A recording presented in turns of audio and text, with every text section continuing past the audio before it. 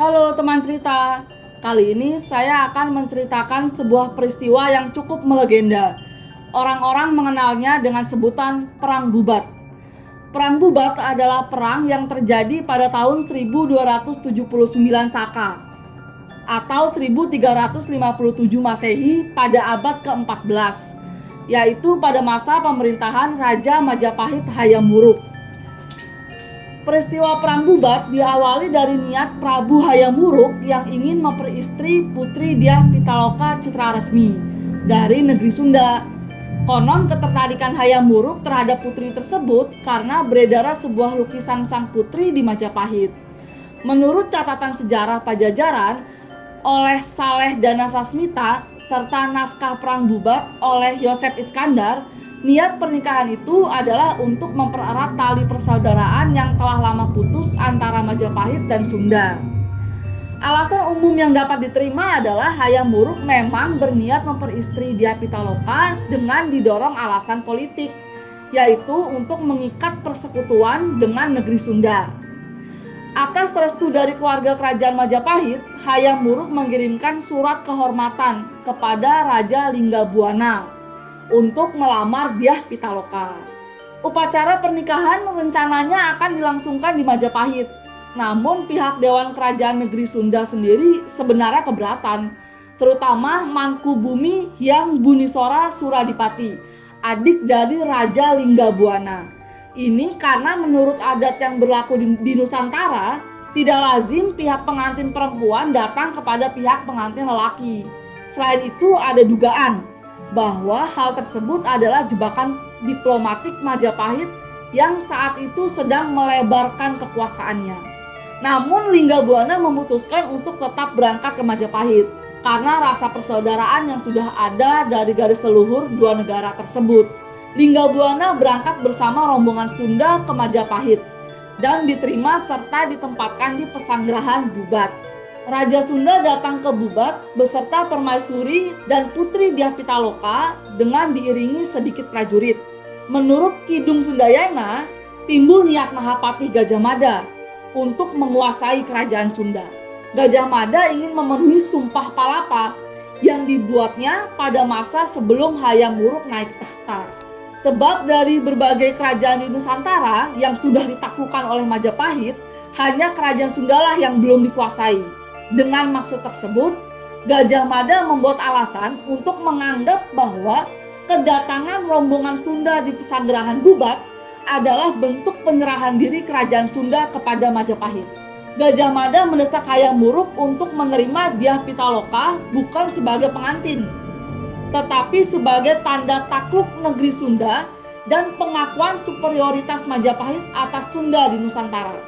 Hayam Wuruk sendiri disebutkan bimbang atas permasalahan tersebut, mengingat Gajah Mada adalah Mahapatih yang diandalkan Majapahit pada saat itu. Kemudian terjadi insiden perselisihan antara utusan Linggabuana dengan Gajah Mada. Perselisihan ini diakhiri dengan dimaki-makinya Gajah Mada oleh utusan negeri Sunda yang terkejut bahwa kedatangan mereka hanya untuk memberikan tanda takluk dan mengakui superioritas Majapahit, bukan karena undangan sebelumnya. Namun Gajah Mada tetap pada pendiriannya. Sebenarnya Hayam Wuruk belum memberikan keputusan apapun. Namun Gajah Mada sudah mengerahkan pasukannya yang disebut pasukan Bayangkara ke Pesanggerahan Bubat dan mengancam Linggabuana untuk mengakui superioritas Majapahit. Demi mempertahankan kehormatan sebagai ksatria Sunda, Linggabuana menolak tekanan itu.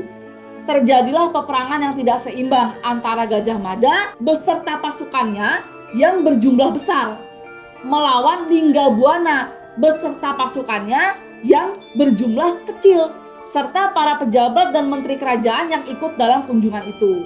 Peristiwa itu berakhir dengan gugurnya Linggabuana. Para menteri, pejabat kerajaan, beserta segenap keluarga kerajaan Sunda tewas di lapangan Bubat. Tradisi menyebutkan sang putri Dyah Pitaloka dengan hati berduka melakukan bela pati, bunuh diri untuk membela kehormatan bangsa dan negaranya. Tindakan ini mungkin diikuti oleh segenap perempuan Sunda yang masih tersisa, baik bangsawan ataupun abdi. Menurut tata perilaku dan nilai-nilai kasta ksatria, tindakan bunuh diri dilakukan oleh para perempuan kasta tersebut jika kaum laki-lakinya telah gugur dalam peperangan. Perbuatan itu diharapkan dapat membela harga diri sekaligus untuk melindungi kesucian mereka. Hayam Wuruk meratapi kematian Dyah Pitaloka. Hayam Wuruk menyesalkan tindakan ini dan mengirimkan utusan, yaitu Dharma Dyaksa, yang saat itu berada di Majapahit untuk menyampaikan permohonan maaf kepada Mangkubumi Hyang Bunisora Suradipati yang menjadi pejabat sementara Raja Negeri Sunda, serta menyampaikan bahwa semua peristiwa ini akan dimuat dalam Kidung Sunda atau Kidung Sundayana.